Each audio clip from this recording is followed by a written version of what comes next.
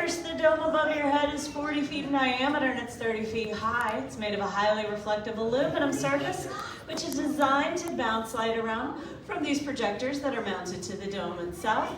So those projectors shine the image up into the dome, which then you can see.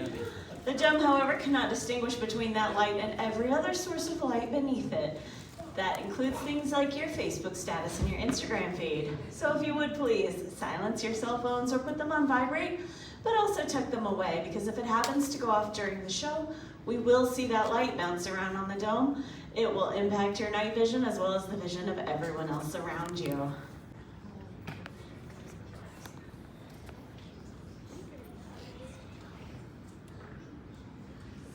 All right, I'm going to start us off by lowering the lights on the dome one color at a time to allow your eyes to adjust to the darkness. Red is the easiest color on our eyes and brain for adjusting to that night vision and back again. In fact, right now your brain is signaling to your eyes to release a chemical to make it easier to see in the dark. As that red fades away, you'll see tonight's sunset, as it will appear here over Cartersville if we don't have too many clouds, nice clear skies. You can see that you're currently pointed towards the south. The west is over to your right. You can still see a little bit of the sun peeking over the horizon right underneath that W. It appears there is a star in the sky before the sun even goes down. That's actually one of our planets, the planet Jupiter. As the sun continues to set, we can also see Mars, as well as a variety of constellations and that band of the Milky Way galaxy stretching from north to south. All right, I'm going to go ahead and get your film started for you. This is actually one of my favorites, so I invite you to sit back, relax, and enjoy The Edge.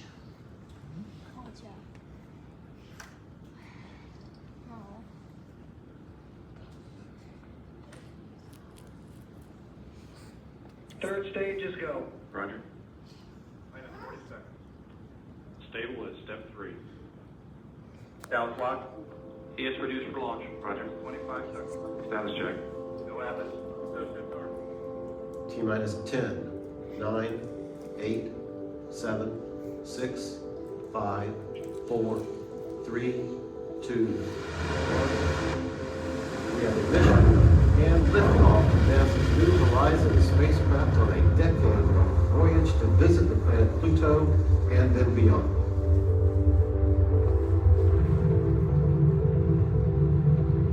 Plus 15 seconds. Everything continues to look good as the Atlas V vehicle climbs away from Florida's east coast. The 5 solid rocket strap-on boosters are burning just fine, sending the New Horizons spacecraft on its way to the very edge of our solar system.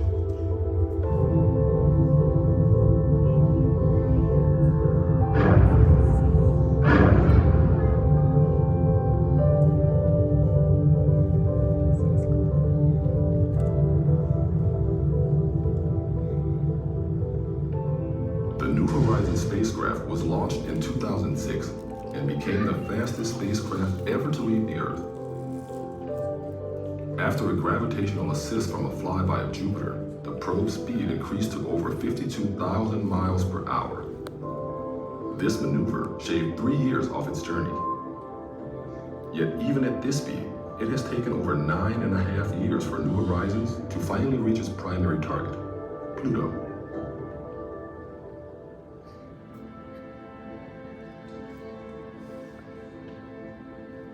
Trillions of objects inhabit the 3 realms of our solar system. The first realm consists of the innermost rocky bodies: Mercury, Venus, Earth, Mars, and the asteroid belt.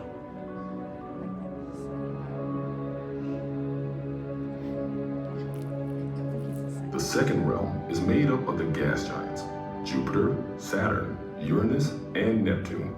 These planets are much larger than their rocky counterparts.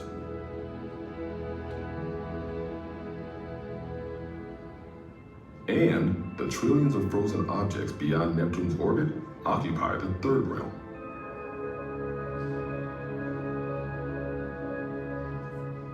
The third realm is immense, stretching billions of miles beyond Neptune. It is made up of 3 regions: the donut-shaped Kuiper belt, the scattered disk, and a spherically shaped Oort cloud.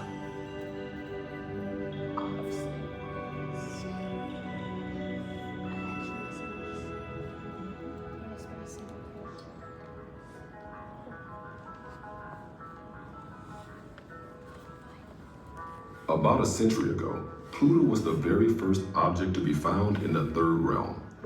The person who discovered this small, distant world began his astronomy career in a very inspiring way.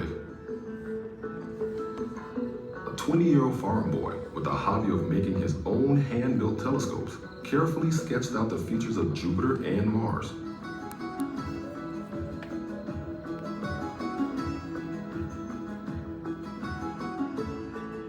He sent his observations to the Lowell Observatory in Arizona, hoping for some professional feedback.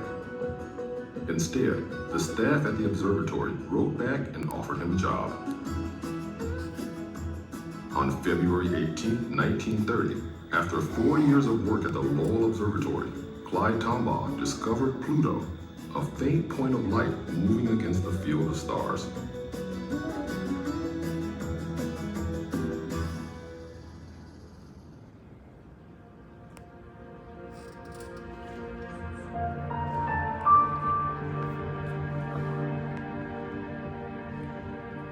Pluto was considered the ninth planet until several other bodies about as large as Pluto were discovered in the outer solar system. One of these bodies, named Eris, was estimated to be even larger than Pluto. Everyone expected that Eris would be named the 10th planet. Instead, its discovery sparked a controversy among astronomers. What exactly defines a planet? After some debate, a new set of rules were adopted, and Pluto broke one of them. It did not clear the neighborhood around its orbit. To be a major planet, an object must gravitationally dominate its orbit. That is, it should either sweep up or eject other objects in its region of space and thereby clear its neighborhood. Since Pluto shares its orbital neighborhood with other Kuiper Belt objects, it is now considered a dwarf planet.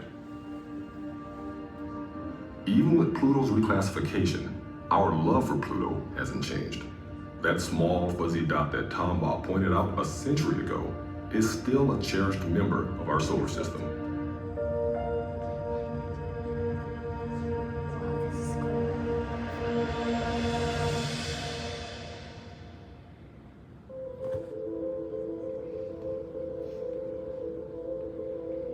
We have now traveled 9 years, 5 months, and 25 days. We are 3 billion miles from home. Our first close-up pictures of Pluto reveal a breathtaking world.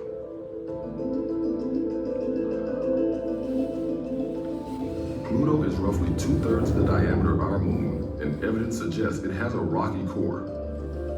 A frozen coat of methane, nitrogen, and carbon monoxide glaze its icy surface, concealing a mantle of liquid water kept warm by the slow decay of radioactive elements in its core.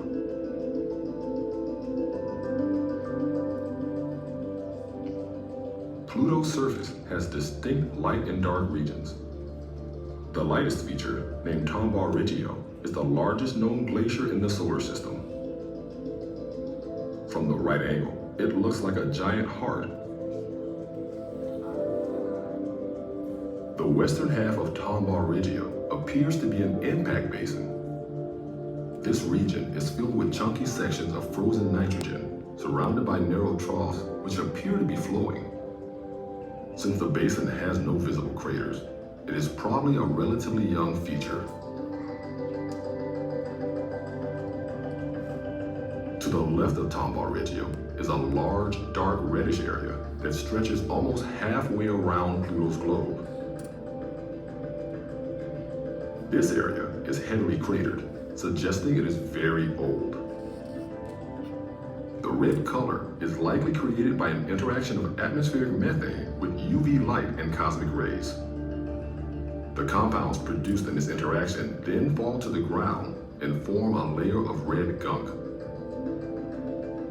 Two mountains with craters at their summits rise above Tomball Regio. They resemble cryovolcanoes, icy volcanoes that spew ices from deep underground. These mountains have only a few craters. They are likely older than Tomball Regio, but much younger than the dark reddish areas.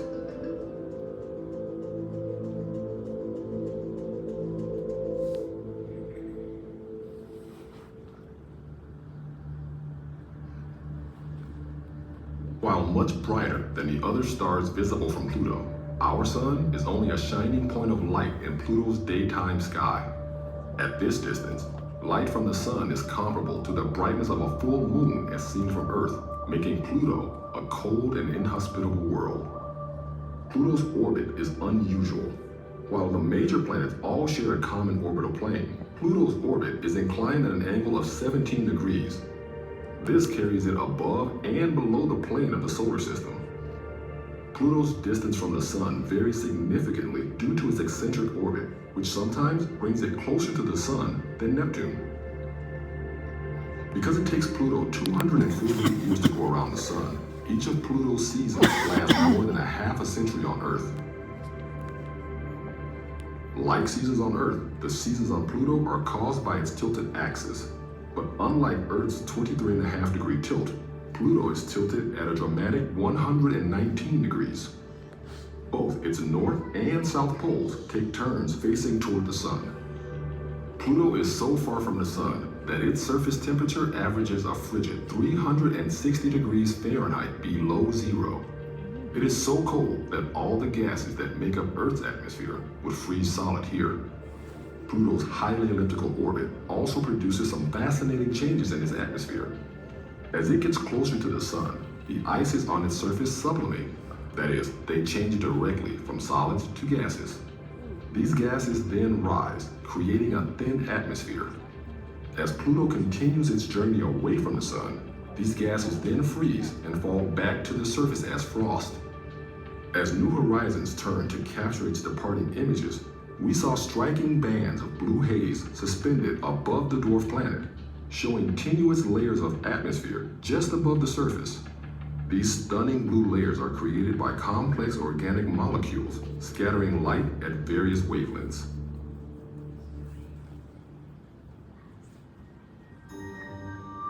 Pluto isn't alone in its journey around the sun. It is accompanied by 5 moons. Charon, the largest of these, orbits Pluto in just over 6 Earth days, the same amount of time it takes Pluto to make one full rotation. The same side of Charon is always facing Pluto. It is tidally locked to Pluto, like our moon is to the Earth. Charon is roughly as wide as France. At 1/2 the diameter and 1/8 the mass of Pluto, no other moon in the solar system is as large when compared to its governing body. Its surface is mostly made of ice. Charon's cratered surface is covered with ridges and canyons in the north and smoother geologically complex plains in the south. During its century-long winter, this mostly gray moon gets extremely cold at its poles. Methane, escaping from Pluto, lands on its surface and freezes solid. Radiation from space interacts with these deposits, creating the same thin reddish gunk we find on Pluto. Together, Charon and Pluto will continue their dance around the sun for ages.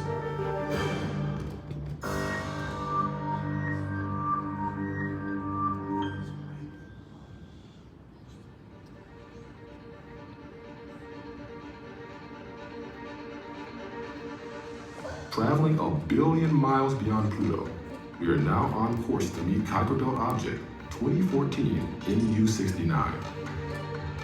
Nicknamed Ultima Thule, it was discovered in 2014 while the New Horizons team was using the Hubble Space Telescope to search for suitable targets beyond Pluto.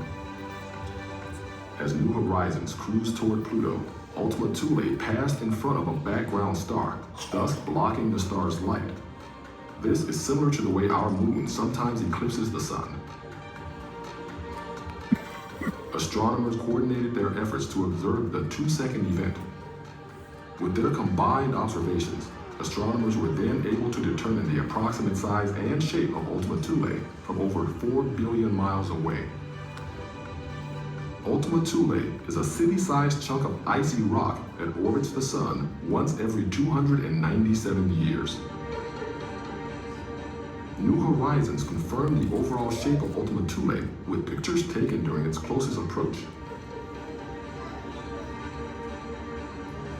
This flyby revealed more of Ultima Thule's secrets, such as the unusual flatness of its shape and its red coloration. Ultima Thule's color and orientation indicate it was formed in the Kuiper Belt and has been there its entire life.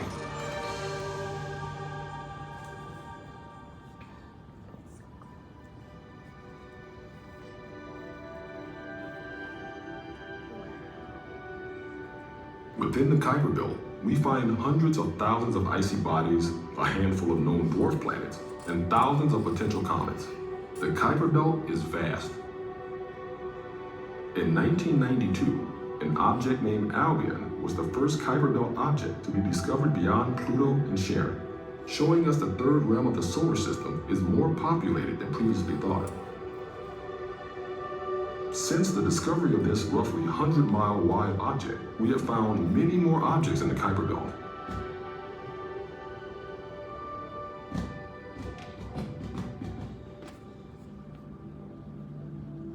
Orbits of most known Kuiper Belt objects range from 30 to 50 times Earth's distance from the Sun. However, a few objects are known to have wild, highly eccentric orbits. This collection of objects is known as the scattered disks. During the early days of the solar system, their gravitational interactions with the giant planets probably altered their orbits, giving them a scattered appearance.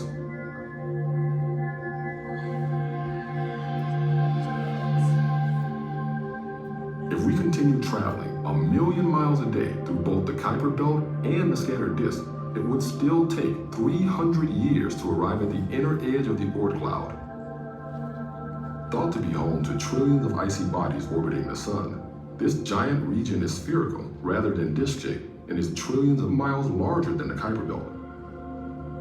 Now roughly 13 trillion kilometers from home, we have traveled about 1/3 of the distance to Proxima Centauri, our closest neighboring star. Out here, where the sun's gravitational influence fades, is the outermost boundary of our solar system. While we have yet to make direct observations of the Oort cloud, simulations suggest that it is made of leftovers from the formation of our solar system. Further, the Oort cloud likely contains material from neighboring star systems, exchanged over vast distances and billions of years.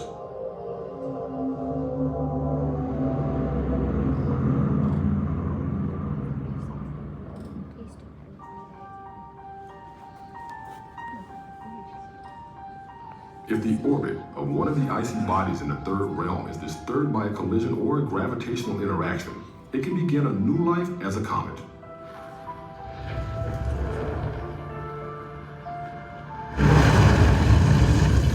Comets are small bodies made of ice and dust.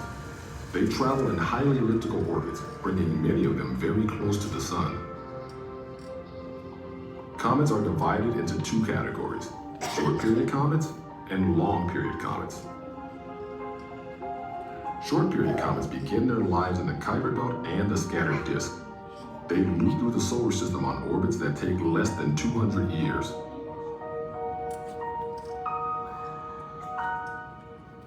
Long-period comets start their journeys in the Oort cloud. They have orbits lasting more than 200 years. The life of a comet can be perilous.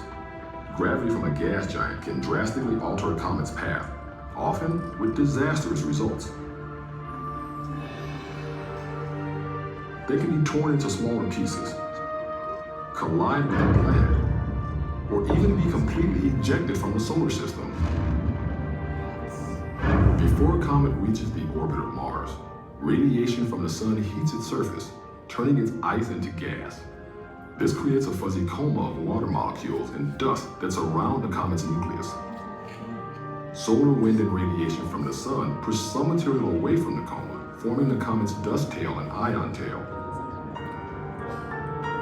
As the comet gets closer to the sun, the solar wind and gravitational forces can tear it apart. Those that pass too close to the sun are destroyed. If the comet survives its encounter with the sun, it will begin the long trek back to the outer solar system. The comet's tails and coma fade as it gets further from the sun, revealing what remains of its icy core. Having completed its orbit, the comet will begin another long fall towards the sun until it is either destroyed or ejected from the solar system.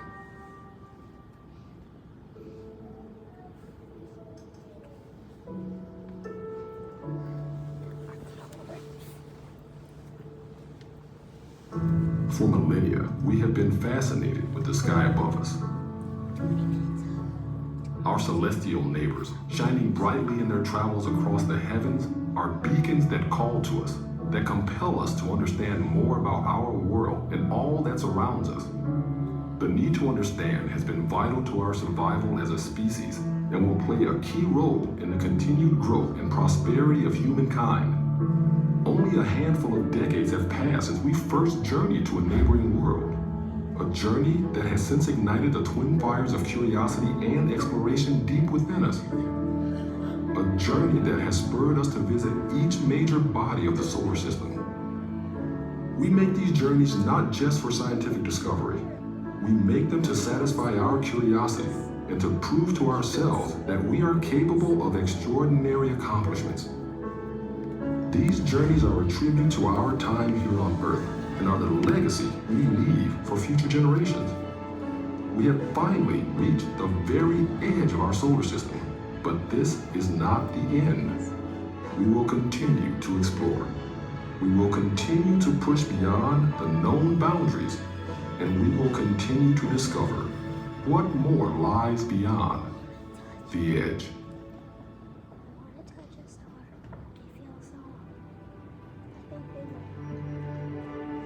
Okay, I hope you all enjoyed the edge. I'm gonna start bringing up the lights for you. Good. You're gonna begin with those red lights, so give your eyes a moment to adjust. And once they do, take a look around and make sure you didn't drop anything. Don't forget anything important, like small children. When you're ready, you're gonna make your way to the exit on your right. Tellus is open 7 days a week from 10 o'clock.